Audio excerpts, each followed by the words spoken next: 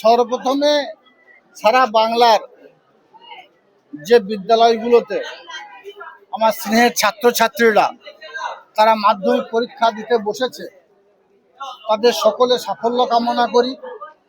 তারা এগিয়ে চলুক, তাদের সকলের প্রতি আমার স্নেহাশিস রইল। আজকে বীরভূম জেলার 41,786 জন ছাত্রছাত্রী পরীক্ষা দিচ্ছে। 131টা সেন্টার আছে, তার মধ্যে নানুর সিএম হাই স্কুল একটা সেন্টার।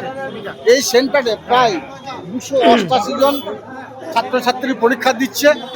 সকলে নানুর সিএম হাই স্কুল সহ সারা বীরভূম জেলার তথা সারা বাংলার প্রত্যেকটি স্কুলের যে ছাত্রছাত্রীরা আজকে মাধ্যমিক পরীক্ষা অর্থাৎ তাদের জীবনের প্রথম পরীক্ষায় তারা বসতে চলেছে, তাদের সকলের সফলতা কামনা করি। আমার দৃঢ় বিশ্বাস বাংলা এগিয়ে যাচ্ছে উন্নয়নের মাধ্যমে।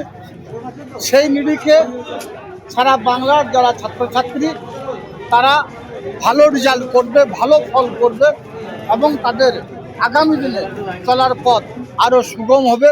কারণ রাজ্য সরকার বিভিন্ন দিক দিয়ে তাদের সহায়তা হাত বাড়িয়ে দিয়েছে, যার জন্যেই মাধ্যমিক পরীক্ষার ছাত্রছাত্রীর সংখ্যা 2011 প্রাককালের থেকে আজকে দ্বিগুণের থেকে বেশি অঙ্কে ছাত্রছাত্রীরা পরীক্ষা দিচ্ছে। তারা ভালোভাবে পরীক্ষা দেয়, এটাই কামনা করি।